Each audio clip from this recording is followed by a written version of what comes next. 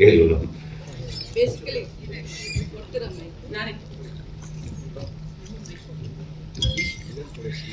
ಮುರಳಿ, ಒಳ್ಳೇದು ಹೊಸಬ್ರಿಗೆ ನೀವು ಅವಕಾಶ ಕೊಡ್ತಾ ಇರೋದು. ಬಟ್ ಸಿನ್ಸ್ ನೀವು ಹೊಸಬ್ರು ಅಂತ ನೀವೇ ಹೇಳ್ಬಿಟ್ಟು you are leading the team.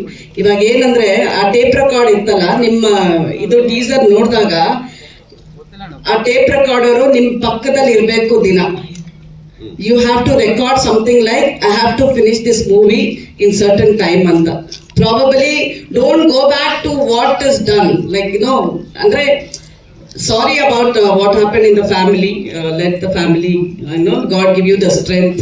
Your mother passing away, that is, and professionally ನಾ ಕೇಳ್ತಾ ಇರೋದು, ನೀವು ಕ್ರಿಯೇಟಿವ್ಗೆ ಸ್ಪೇಸ್ ಕೊಡ್ತೀರ. ನೀವು ಹೇಳಿದಾಗ 3 ವರ್ಷ ತಗೊಂಡ್ರಿ ಒಂದು ಟೀಸರ್ಗೆ ತೆಗಿಯಕ್ಕೆ ಅಂತ ಅಂದ್ರೆ ಟೈಮ್ಗೆ ವ್ಯಾಲ್ಯೂ ಇಲ್ವಾ ಇವತ್ತು? ಅರ್ಥ ಆಗಲ್ಲ ನಿಮ್ಗೆಲ್ಲ.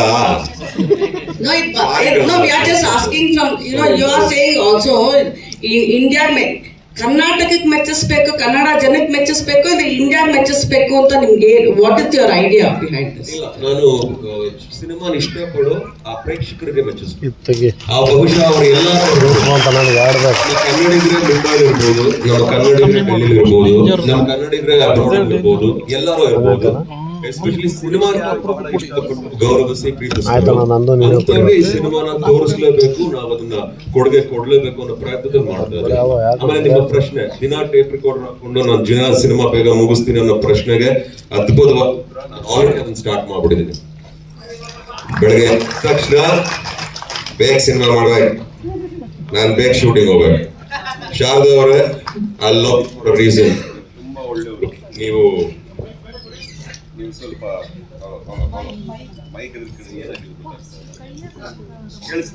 ನಾನು ಏನ್ ಹೇಳಿದೆ,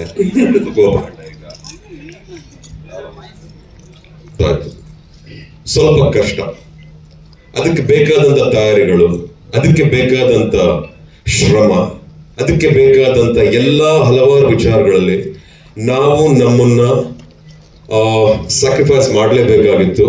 ಅದನ್ನು ಮಾಡಿದ್ದೀನಿ. ನಾನು ಯಾವ ಪ್ರೊಡ್ಯೂಸರ್ಗೂ ಲೇಟಾಗಿ ಸಿನಿಮಾ ಮಾಡಿ ಅಂತ ನಾನು ಹೇಳಲ್ಲ. ನಾವು ರೆಡಿ ಆಗ್ತೀವಿ, ಬೇಗ ಬೇಗ ಸಿನಿಮಾ ಮಾಡಬೇಕು.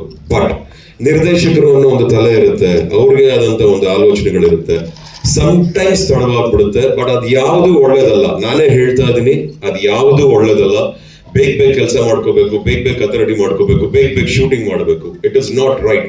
ಆರ್ಟಿಸ್ಟ್ ಪರ್ಸ್ಪೆಕ್ಟಿವ್ ಇಂದ ಆಗಲಿ, ಪ್ರೊಡಕ್ಷನ್ ಪರ್ಸ್ಪೆಕ್ಟಿವ್ ಇಂದ ಆಗಲಿ, ಒಬ್ಬ ಡೈರೆಕ್ಷನ್ ಕ್ರಿಯೇಟಿವ್ ಇಂದ ಆಗಲಿ, ಎನಿ ಟೆಕ್ನಿಷಿಯನ್ ಪರ್ಸ್ಪೆಕ್ಟಿವ್ ಇಂದ ಆಗಲಿ, we have to do the movies fast. ಬೇಗ ಬೇಗ ಸಿನಿಮಾ ಮಾಡಬೇಕು. ಸೊ ಹಾಗಾಗಿ ಆದಷ್ಟು ಬೇಗ ಈ ಸಿನಿಮಾನ ಮುಗಿಸ್ಕೊಡ್ತೀವಿ. ಕನ್ನಡ, ತಮಿಳು, ತೆಲುಗು, ಮಲಯಾಳಮು, ಕೊರಿಯನ್, ಚೈನೀಸ್ ಅಂತ ಲ್ಯಾಂಗ್ವೇಜ್ ಲಿಸ್ಟ್ ಹೋದಾಗ ಅದು ನಿಮ್ಗೆ ಸಮುದ್ರ ಅಂತ ಅನ್ಕೊಂಡು ಎಲ್ಲಾ ಸಮುದ್ರನು ದಾಟ್ ಬರ್ಬೇಕು ಅಂತ ಆ ಡಿಫಿಕಲ್ಟಿ ಹೇಳ್ತಾ ಇದ್ದೀರಾ? ಇದನ್ನ ಫಿಲಂ ಆಗಿ ಮಾಡಿದ್ರೆ ಐ ಥಿಂಕ್ ಇಲ್ಲ ತಪ್ಪು ತಿಳ್ಕೊಂಡಿದ್ದೀರಾ. ಸಿನಿಮಾ ಅನ್ನೋದು ಒಂದೇ ಲ್ಯಾಂಗ್ವೇಜ್. ವರ್ಲ್ಡ್ ಅಲ್ಲಿ ಸಿನಿಮಾ ಅಂದ್ರೆ ನಿಮಗ್ ಗೊತ್ತಿರೋದು ಸಿನಿಮಾ, ನನಗೆ ಗೊತ್ತಿರೋದು ಸಿನಿಮಾ. ನಾನೆಲ್ಲೋ ಬಾರ್ಡರ್ ದಾಟ್ಬೇಕು ಅಂತ ಅವ್ರಿಗೋಸ್ಕರ ಸಿನಿಮಾ ಮಾಡಿ ಮೆಚ್ಚಿಸ್ಕೋಬೇಕು ಅಂತ ನಾನು ಸಿನಿಮಾ ಮಾಡಲ್ಲ ಕಣಪ್ಪ. ಫಸ್ಟ್ ನನ್ನ ತಾಯ್ನಾಡು, ನನ್ನ ಭಾಷೆ, ನನ್ನ ನೆಲ, ನಾನು ಬೆಳೆದ ಜಾಗ, ಇದು ನನ್ನ ಮೊದಲ ಆದ್ಯತೆ.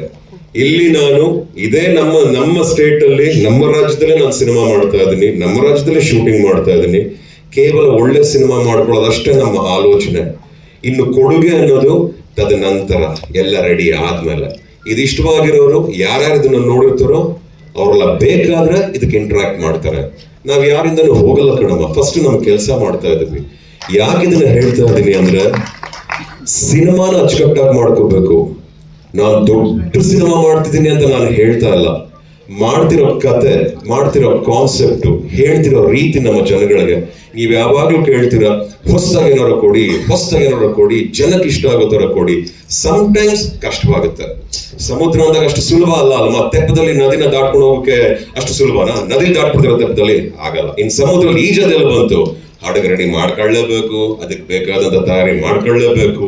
ನಾನು ಪ್ಯಾಸೆಂಜರ್ಸ್ನ, ಕೆಲಸ ಮಾಡೋರ್ನ ಪ್ರತಿಯೊಬ್ಬರನ್ನು ಸರಿಯಾಗಿ ದಡಕ್ಕೆ ಸೇರಿಸಲೇಬೇಕು. ನಮಗೂ ಜವಾಬ್ದಾರಿ ಇದೆ ಕಣಪ್ಪ.